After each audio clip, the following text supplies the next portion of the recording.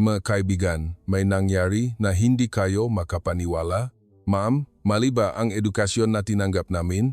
Isang 16 taong gulang na lalaking estudyante mula sa isang prestihiyosong akademya sa Espanya na lumaki sa sinasabing pinakamahusay na sistema ng edukasyon sa buong mundo, ang lumapit sa akin na lumuluha at nagtanong ng ganon. Sa loob ng 15 taon kong pagtuturo sa internasyonal na edukasyon, ito ang una kong naranasan. Dahil sa isang biglang bagyo na nagpasara sa rutang Northern Pacific, 28 sa mga pinakamahusay na estudyante mula sa Espanya na patungo sa Maynila mula sa isang educational tour sa Timog Silangang Asya ay napilitang mag-emergency landing sa Ninoy Aquino International Airport sa Pilipinas, ang pinakamalapit at pinakaligtas na internasyonal na paliparan. Sunod-sunod na mga pangyayari ang naganap. Alam niyo ba, ang katotohanan na ang mga piling estudyanteng ito na tinuruang ang edukasyon ng Espanya ang pinakamahusay sa buong buhay nila ay tuluyang nawalan ng imik sa loob lamang ng 48 oras matapos tumapak sa lupain ng Pilipinas. Mula sa nakakagulat na karanasan na nagsimula sa paliparan, sa hindi kapanipaniwalang mga tanawin na nasaksihan nila sa siksikang tren, at maging sa kahangahangang kalagayan ng mga kasing edad nila na nakita sa kalagitnaan ng gabi sa siyudad. Akala namin ang Espanya ang laging pinakamahusay, ngunit ang tunay na maunlad na bansa pala ay ang Pilipinas. Ang nakakagulat na pag-amin na ito na sinabi ni Elena, isang 17 taong gulang na babaeng estudyante, sa mga reporter ng kanilang bansa, ay lubos na nagpabago sa sistema ng edukasyon ng Espanya. Ano ba talaga ang nakita nila sa Pilipinas? Bakit nagsimula silang purihin ang bansang ito matapos nilang paniwalaan lamang ang mga pananaw ng Europa sa buong buhay nila?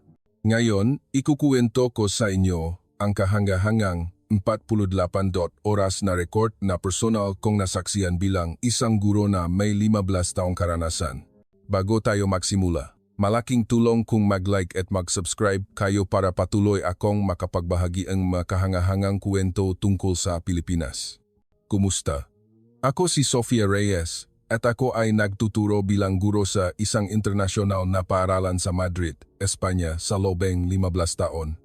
Nagtrabaho ako sa loob ng sistema ng edukasyon sa Europa at nakita ko na ang iba't ibang setting ng edukasyon sa buong mundo. Ngunit ang nangyari sa akin noong nakarang taglagas sa Naya ay nananatiling pinakakagulat-gulat na alala sa buong buhay ko bilang guro. Ang mga estudyanteng kasama ko noong araw na iyon ay mga napaka-espesyal na estudyanteng Espanya. Sila ang 28 pinakamahusay na estudyanteng Akademya Internacional de Madrid AIM. Ang mga estudyanteng ito na may edad 16 hanggang 17 ay lahat nagmula sa mga prominenteng pamilya sa Espanya, mga anak na mga university professor, mga anak na babae na mga opisyal ng gobyerno, at mga anak ng doktor. Sila ang inaasahang magiging elite na mamumuno sa lipunan ng Espanya sa hinaharap. Ang mga guro na kasama ay mga imposing din. Mula kay Principal Marcos Valdez, lahat sila ay mga professional sa edukasyon na may doctoral degree. Ang layunin ng educational trip na ito ay upang obserbahan ang sistema ng edukasyon sa Timog Silangang Asya at kumpirmahin ang supremacy ng edukasyon ng Espanya na sinasabing pinakamahusay sa mundo. Ang orihinal na plano ay bumisita sa Thailand, Vietnam, at Singapore upang pag-aralan ang agwat na edukasyon sa pagitan ng maunlad at umuunlad na bansa at bumalik sa Madrid. Ngunit dahil sa isang biglang bagyo, ang ruta sa Hilagang Pasipiko ay ganap na naisara at napilitan kaming mag-emergency landing sa Enaya. Ang mga estudyante ay nalito. Karamihan sa kanila ay may kaunting kaalaman lamang tungkol sa Pilipinas na inisip itong bansa lamang ang mga serye at laro. May ilang estudyante ang nagsabing, ang edukasyon nila ay luma at nakabatay lang sa pagsasaulo, hindi ba? Sa edukasyon ng Espanya, ang mga maunlad na bansa sa Asya ay karaniwang Singapore at ang Pilipinas ay itinuturing na advanced sa teknolohiya ngunit may lumang sistema ng edukasyon. Kahit si Principal Valdez ay nag-alala noong una. Nag-alala siya na magdulot ang abala sa mga estudyante ang biglang pagbabago sa schedule at lalo na ang pagpapaliwanag sa mga magulang ang mga napakahusay na estudyanteng ito. Ngunit, habang papalapit kami sa naya, isang sitwasyon na lubos na naiba sa inaasahan namin ang nagsimulang mangyari. Ang komunikasyon mula sa control tower ay mabilis at tumpak. May paunang abiso na makahanda sila kaagad ng isang espesyal na protocol para sa emergency landing ng dayuhang student group. Bukod pa rito, may sinabi ring maghihintay ang mga ground staff na marunong magsalita ang Espanyol. Ang antas ng pagtugon na ito ay bihirang makita kahit sa aeropuertong Madrid.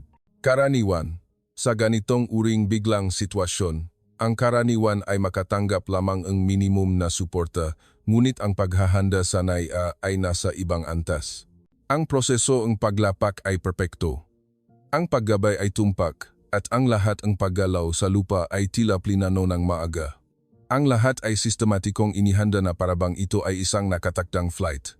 Gayunpaman, ang tunay na sorpresa ay nagsimula nang pumasok kami sa airport terminal.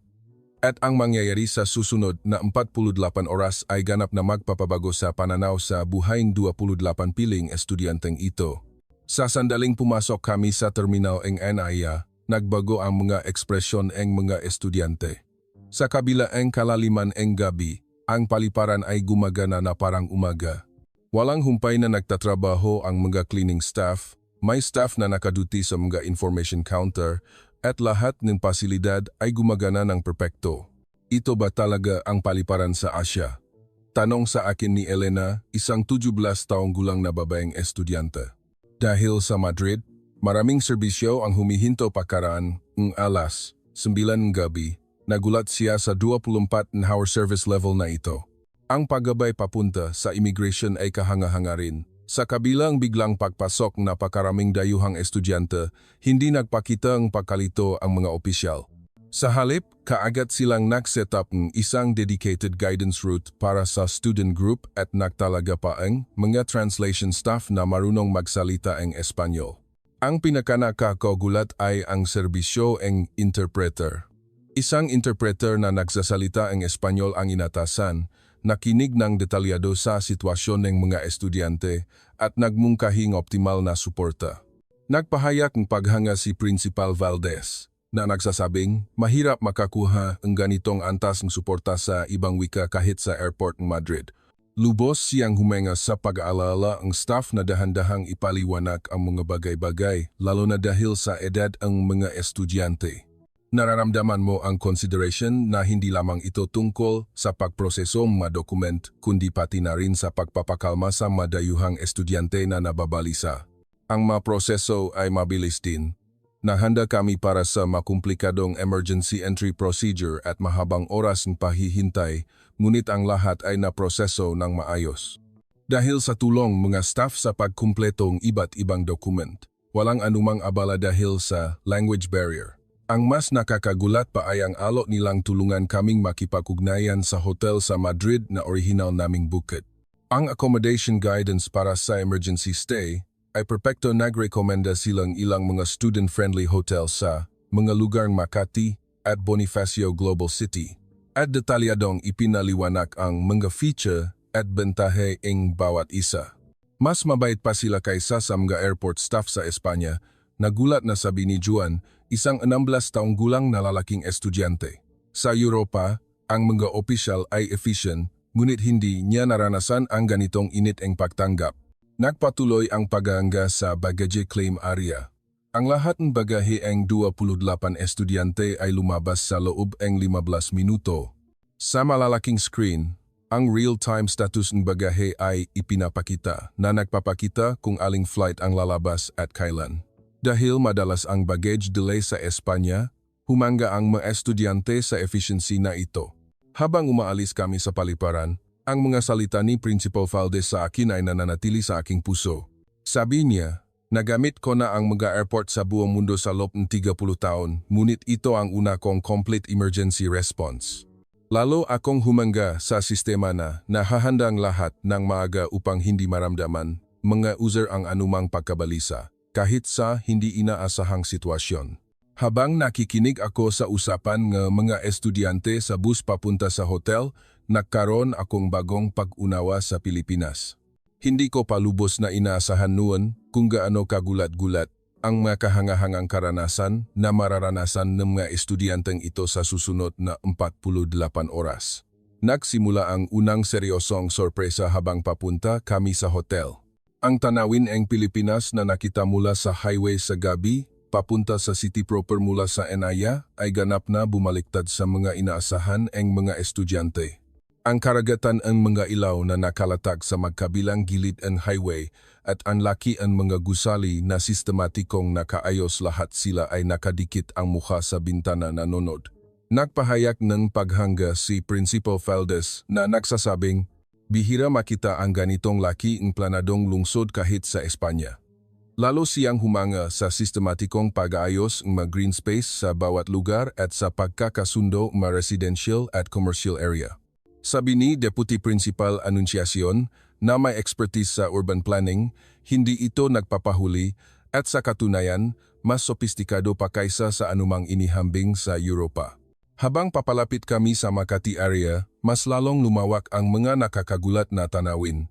Kahit pagkatapos ng alas 11 ng gabi, maliwanag ang siyudad at maraming tao ang natural na naglalakad. Ang pinakanakagulat ay ang tanawin ng mga kabataang babae na naglalakad ng mag-isa. Ang tanawin ang isang babae na ligtas na naglalakad ng mag-isa sa kalaliman ng gabi ay isang bagay na mahirap makita kahit sa mga urban area in Espanya. Talagang ligtas ang bansang ito, hindi ba? Nagulat na sabi ni Elena na 17 taong gulang. Isang bagong sorpresa ang naghihintay sa hotel check-in. Hindi lamang kami binating front desk staff sa mahusay na Ingles, ngunit naunawaan din nila na kami ay isang student group at kaagad nagmungkahing pinakamahusay na serbisyo. Sa kabilang aming pagdating sa kalaliman ng gabi, detalyado nilang ipinaliwanag ang lahat mula sa oras ng agahan kinabukasan hanggang sa mga maginhawang pasilidad sa paligid. Higit pa rito, naunawaan nila ang sitwasyon ng aming biglang pagdating sa Pilipinas at naghanda pa ang tourist information. Ang pinakanakakagulat ay ang pagbati mula sa puso. Naramdaman namin ang init ng tunay na pagtanggap na higit pa sa commercial service. Habang nakatingin ako sa mga ekspresyon ng mga estudyante sa elevator papunta sa kanilang mga silid, naramdaman ko na mabilis na nagbabago ang kanilang pananaw sa Pilipinas. Ang mga batang nagpakita ang pagkabalisa tungkol sa isang lumang bansa sa Asia, ilang oras lamang ang nakalipas ay ngayon ay puno ang pag-usisa at pag-asa. Kinabukasan ng umaga, nagsimula ang seryosong karanasan sa Maynila at ang mga sorpresa na mararanasan ng mga estudyanteng Kastila ay higit pa sa mga nauna. Ang 48 oras na magpapabago sa kanilang pananaw sa edukasyon, lipunan at buhay ay magsisimula na ngayon. Pagkaalas 6 na umaga, nagising ang isang estudyante at nagsimulang magreklamo na nagugutom. Nalito ako. Sa Espanya, napakahirap maganap ng restaurant na bukas ng ganun kaaga. Nang magtanong ako sa front desk ng hotel, ngumiti ang staff at sumagot, may tapsihan na 24 hours sa tabi lang ang gusali. Popular iyon sa mga estudyante. Nagulat ako sa mga salitang 24-hour na kainan. Hindi ito maisip sa Espanya. Pumunta ako sa tapsihan kasama ang 7 estudyante. Alas 6:30 ng umaga, ngunit masigla na ang mga kalye. Mga office worker na papasok, mga jogger, mga taong lumalabas sa convenience store. Samantalang tahimik ang Madrid sa madaling araw, ang Maynila ay tila nagsimula na ang araw. Pagbukas namin kay pinto, sumalubong sa amin ang mainit na hangin kasama ang amoy ng pagkain. Mayroon ang ilang customer na kumakain ng agahan. Isang mid-age na lalaki na kumakain habang nagbabasa ng diaryo, isang babaeng nagtatrabaho sa laptop, at mga office worker na mukhang pagod mula sa night shift. Nang makita ang mga estudyante ang menu, nagulat sila. Ang presyo ay napakamura. Pandesal sa halagang 20 piso at isang mangkok ng sinigang na baboy sa 150 piso. Kung ikukumpara sa cost of living sa Espanya, ito ay hindi kapani-paniwalang murang presyo. Kakailanganin mo ang hindi bababa sa 15 euros para sa ganitong antas ang pagkain sa Madrid. Ang staff na kumuha ang order ay hindi nagpakita ang anumang pagkagulat sa amin ng mga dayuhan. Ipinaliwanag nila ang menu sa Ingles at nagrekomenda ang mga pagkain na tila madaling kainin para sa mga estudyante. Sinabi rin niya na maaari itong gawing hindi masyadong maanghang para sa mga estudyanteng ayaw sa maanghang. Ang bilis ng paglabas ng pagkain ay nakakagulat. Wala pang 5 minuto matapos mag-order, lahat ng pagkain ay nasa mesa na. Tapsilog, longganisa, pancit canton at iba pa. Ang mga estudyante ay kalahating mausisa at kalahating nag-aalala sa mga pagkain ng Pilipinas na bago sa kanila. Ngunit sa sandaling natikman nila ito, nagbago ang kanilang ekspresyon. Ang pinaka-nakakagulat ay ang tapsilog. Mukhang simple, ngunit ang timpla ng bawat component ay perpekto. Si Juan, isang lalaking estudyante, ay mabilis na naubos ang 2 serving tapsi. Nagpahayag siyang paganga. Hindi ako makakain ng ganito kasarap sa ganitong presyo sa Espanya. Ang reaksyon ng mga estudyanteng kumakain ng sinigang ay nakakatuwa rin. Nahirapan sila sa simula sa paggamit ng kutsara at tinidor, ngunit kaagad na nasanay. Nang matapos ang pagkain at nagbayad na kami, nagulat ulit kami. Sa kabilang busog na busog ang 7 sa amin, ang kabuwang halaga ay hindi umabot sa 3,500 piso. Sa euro, iyon ay humigit kumulang 55 euros kakailanganin namin hindi bababa sa 70 euros para sa parehong antas ng pagkain sa Espanya. Tumpak na kinalkulan ng kahera ang sukli at sinabing, sana bumalik kayo. Nagtanong pa siya kung nagustuhan ba namin ang pagkain ng Pilipinas at nagrekomenda ang iba pang menu. Ang ganitong uring kabaitan ay bihirang maranasan sa mga restoran sa Espanya.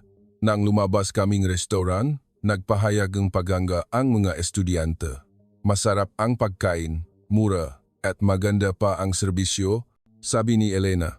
Mamimiss ko ang tapsilog pagbalik namin sa Espanya, dagdag pa ang isa pang estudyante. Nang lumabas kami sa kalye, oras na ang rush hour. Ang mga tao ay abalang ngunit organized. Sa tawiran, lahat ay sumusunod sa traffic light, at ang mga pedestrian at cyclist ay gumagalaw ng magkasundo. Ito ay kaibahan sa mas chaotic na morning commute sa Madrid. Pabalik sa hotel, dumaan kami sa isang convenience store.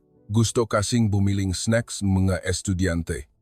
Sa loob ng convenience store, isa pang sorpresa ang nahihintay. Sa kabilang kalaliman gabi, ang convenience store ay malinis at puno ng produkto na parang isang department store. Ang pinakanakagulat ay ang iba't ibang serbisyo na inaalok. Hindi lang pagbili ng pagkain, kundi pati na rin ang pagpapadala ng package, pagbabayad ng utility bills at ATM transactions. Samantalang ang convenience store sa Espanya ay nagbebenta lamang ng simpleng grocery items. Ang convenience store sa Pilipinas ay parang isang maliit na department store.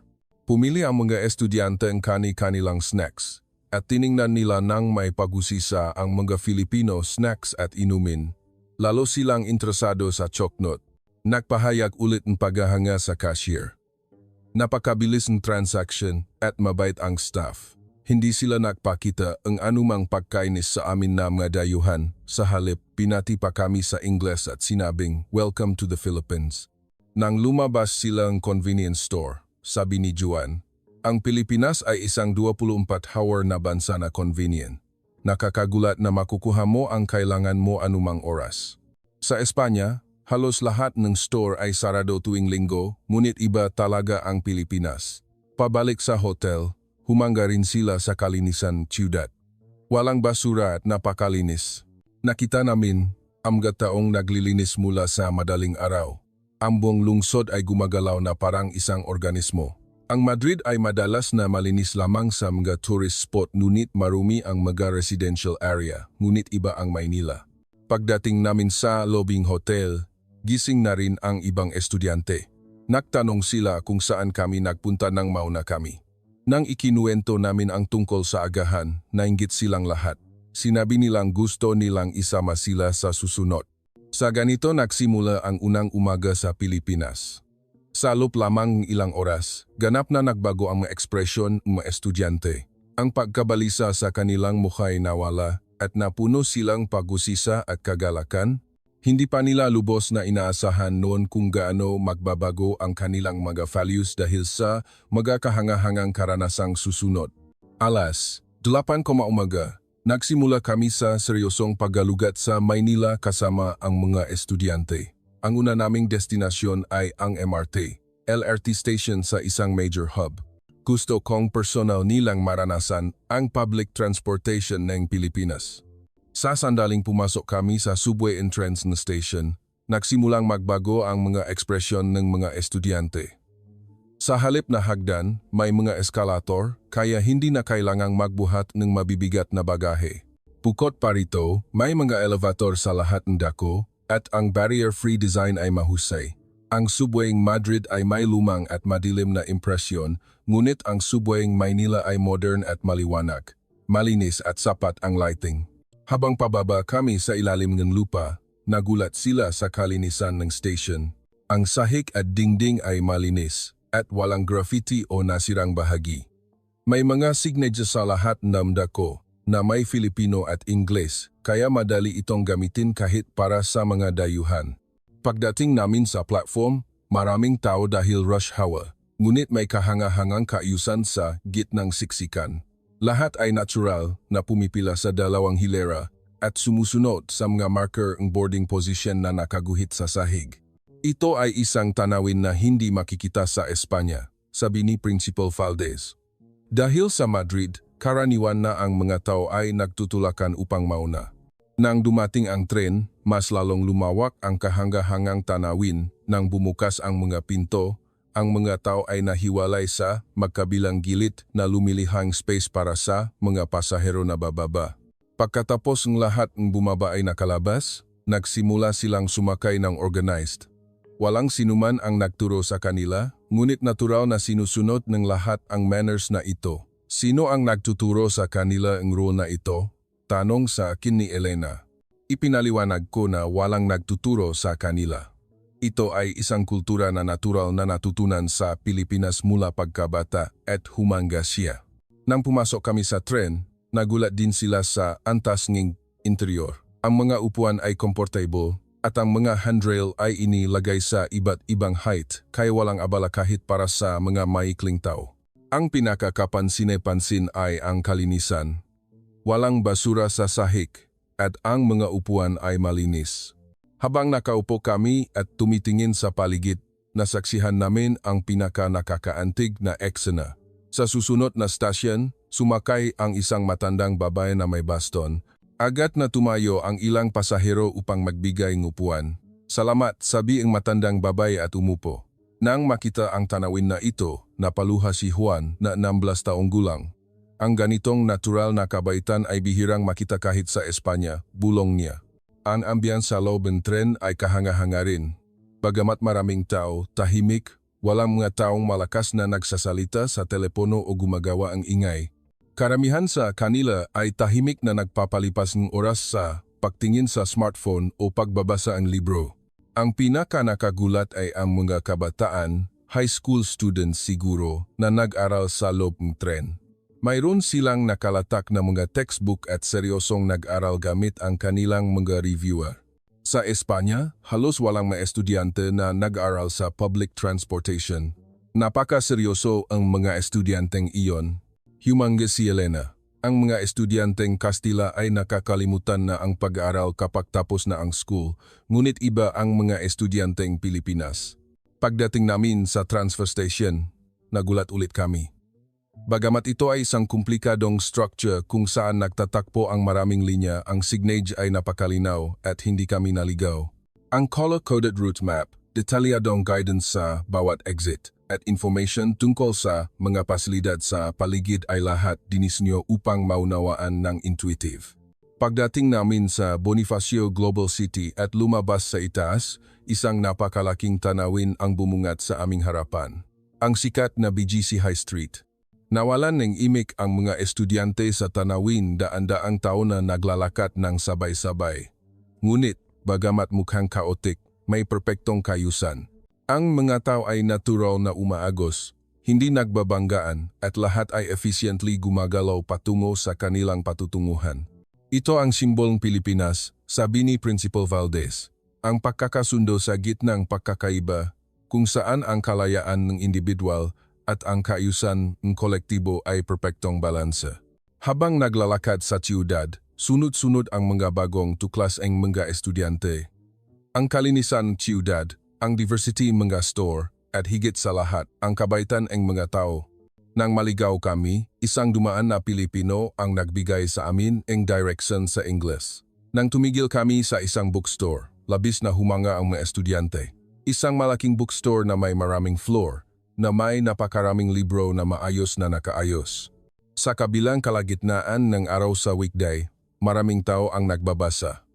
Ang mga Kastila ay mahilig din magbasa, ngunit hindi ganito, sabi ni Elena.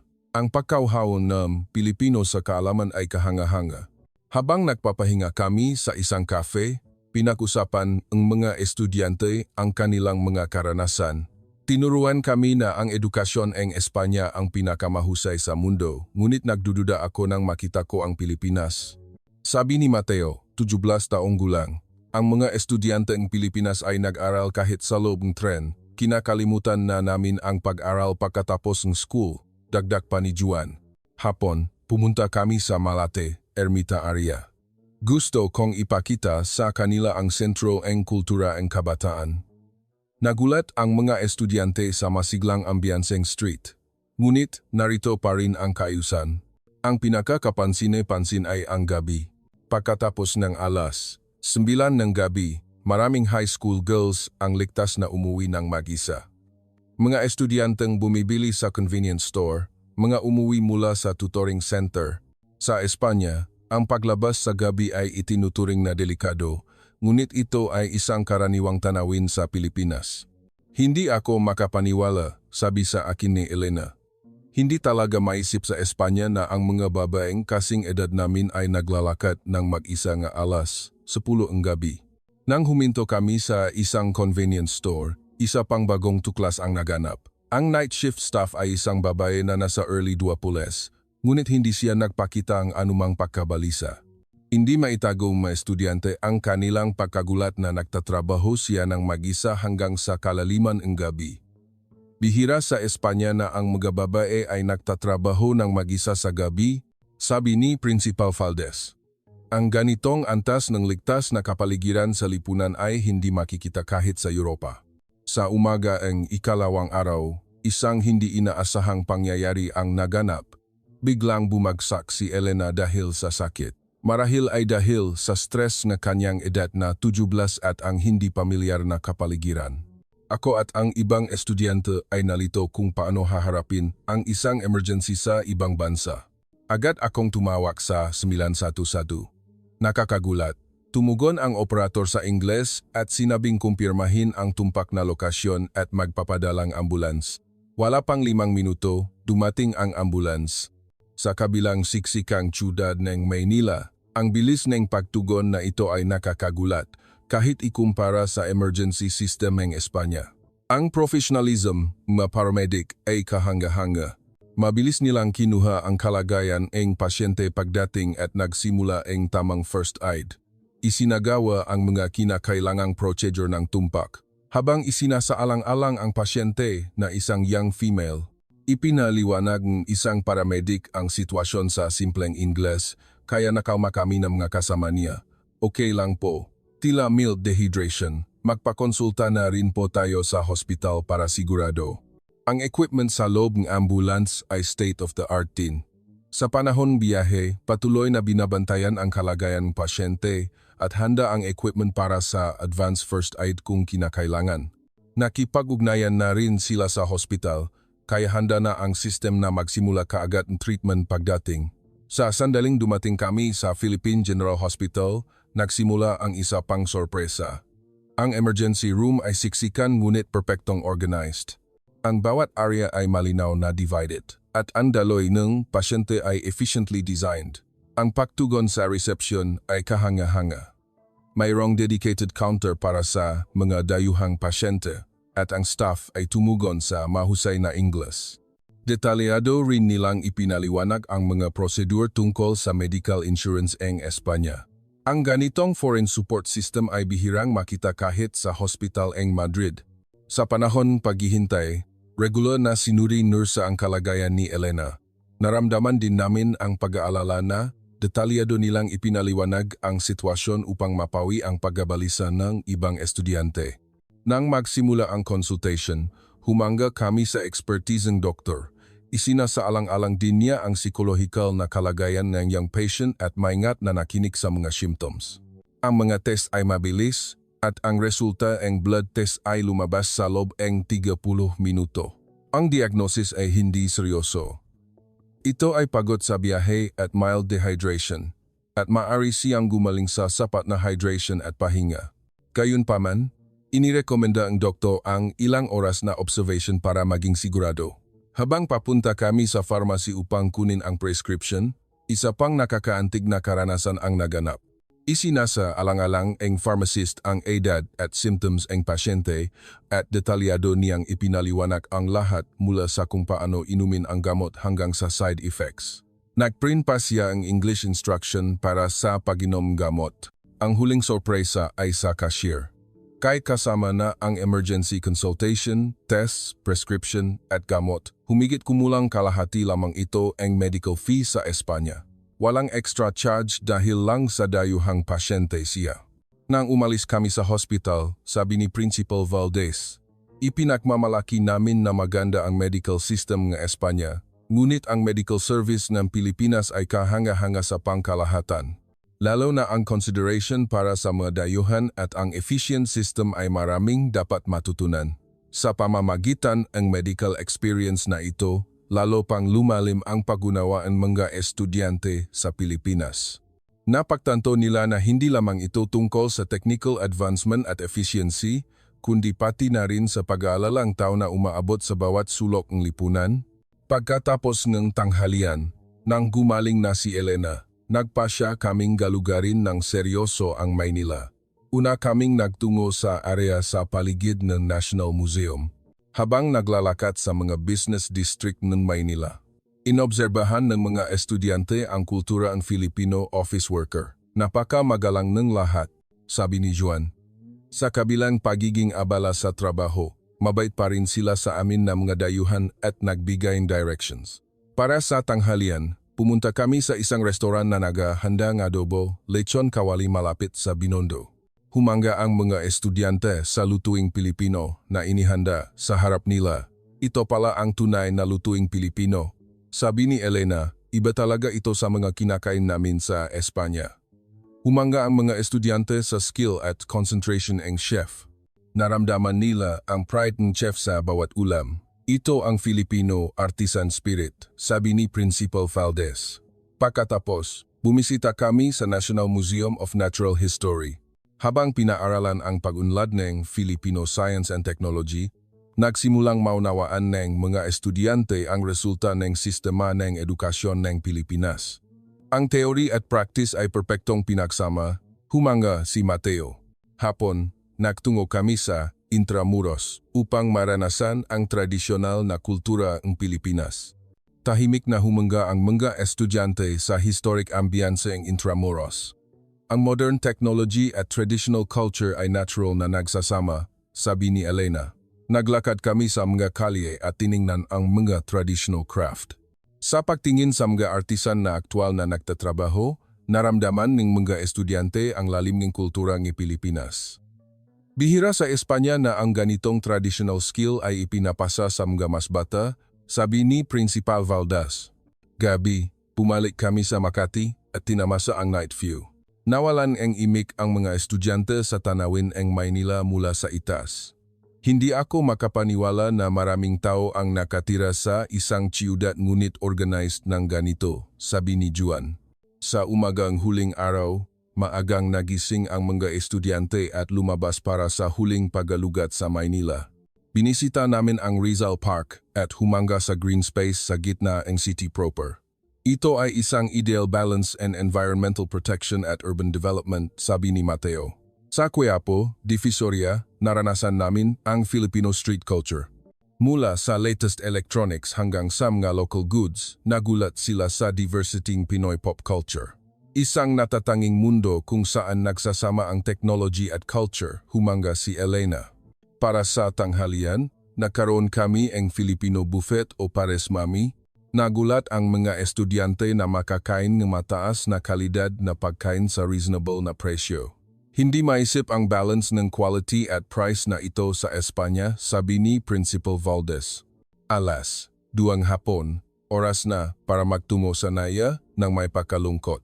Sa loob ng tren, pinalikan ng mga estudyante ang kanilang 48 oras na karanasan. Ganap na nagbago ang aming values, sabi ni Juan. Naniniwala kami na ang edukasyon ngayong Espanya ang pinakamahusay, ngunit maraming dapat matutunan nang makita namin ang Pilipinas, dagdag pa ni Elena.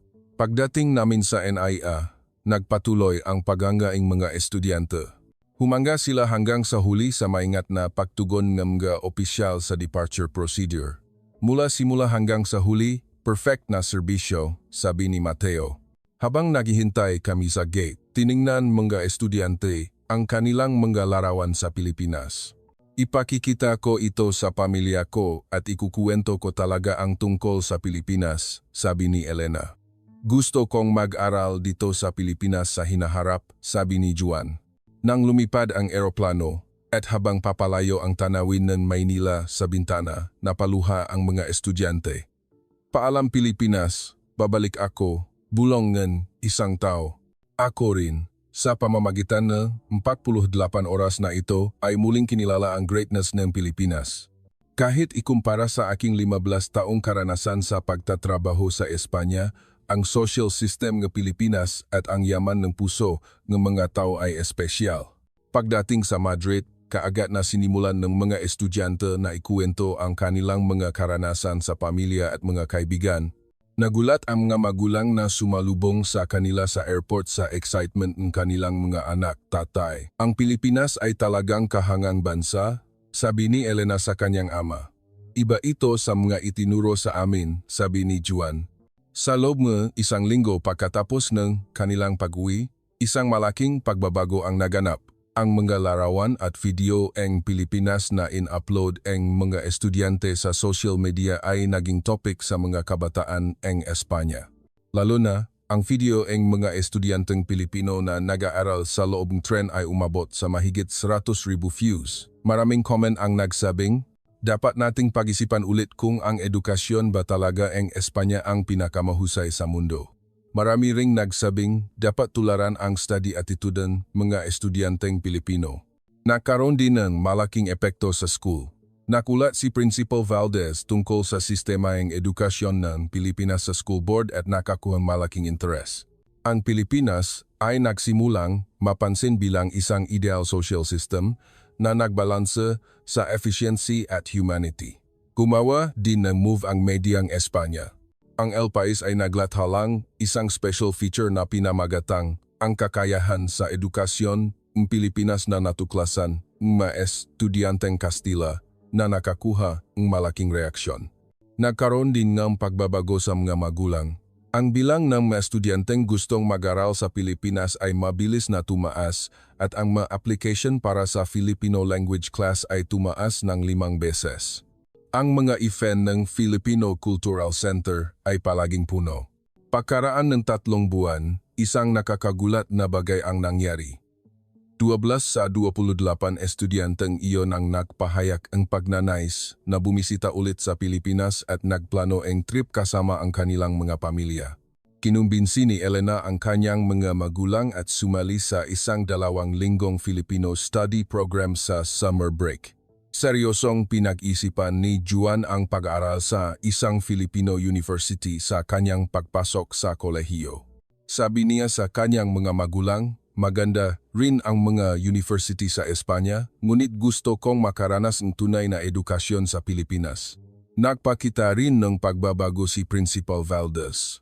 Nagmungkahi siyang pag-aral sa sistema ng edukasyon ng Pilipinas sa Ministry of Education ng Espanya, at isang formal na investigation team ang napagdesisyunan na ipadala.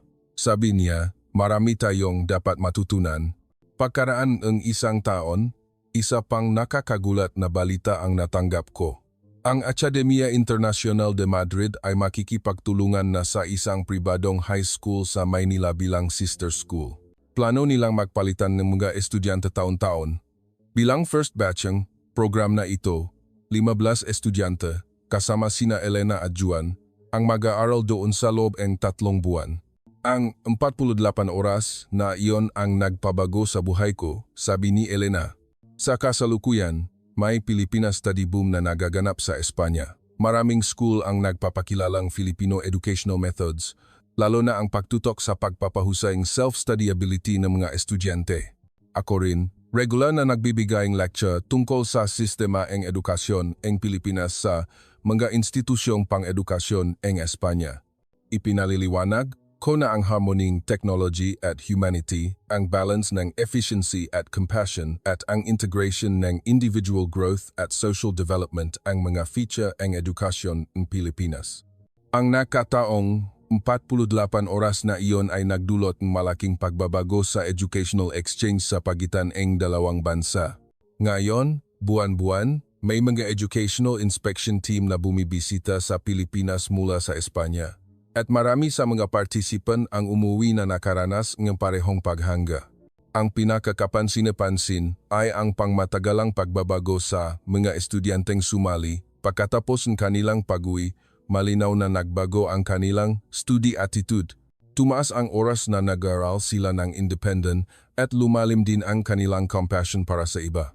Si Elena ay kasalukuyang nag-aaral ng International Relations sa isang university sa Maynila.